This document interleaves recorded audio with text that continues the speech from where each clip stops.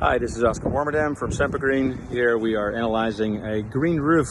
This client had a big problem. This complete roof died off starting since April, and we've been here now twice to figure out what's going on. A bunch of telltale signs, and I'm gonna walk you through this whole project to show you exactly what went wrong. Bunch of contradicting signals, a couple things that don't make any sense, and usually it takes 2 or 3 visits to a roof to figure out what the fundamental flaws are. And here we go. So we have a roof here that is completely dead. The green patches that you see are weeds. You can see that even now the weeds themselves are dying. This is from complete drought. We've had here in September 0.1 inches of rain. A couple of the grasses seem to be really happy.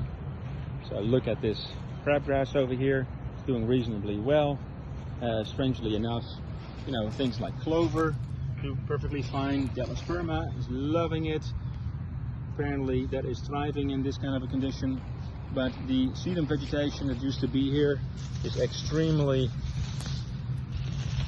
well, dead.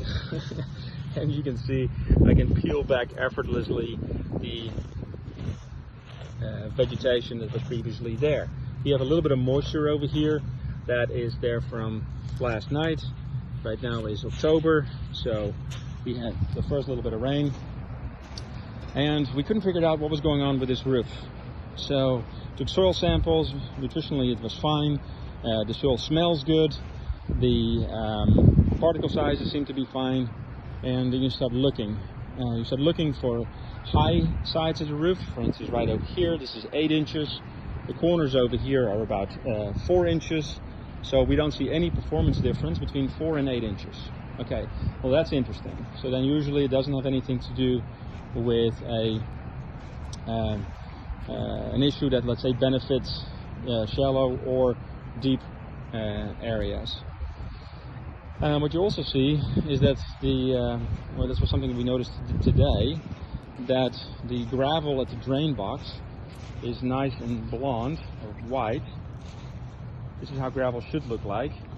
And usually you see around the drains, you see that it's a little bit darker and it has a little bit more algae growth. Well, that makes perfect sense because there's usually a long trickle here. Now, then all of a sudden we noticed that we have algae growth over here in the edges, and this gravel hasn't gotten any rain for 6 weeks. This should not have any algae growth whatsoever.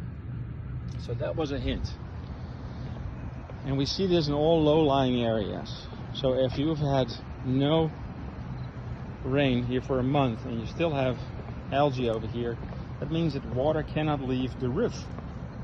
So then we started digging a little bit more, and we looked at the edges, and we started saying, like, okay, is that water able to leave? And it turns out that they have a drainage layer that is laying with the cleats up, so it has a solid wall. It's sealing therefore the roof off, but if you put the edging vertically, now you create a bathtub.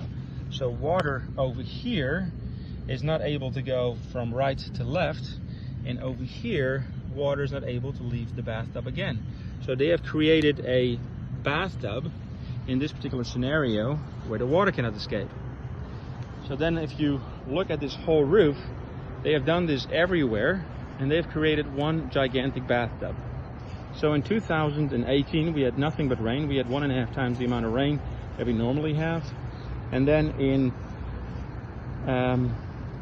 2019 it started also extremely wet, and then all of a sudden we fell into a drought.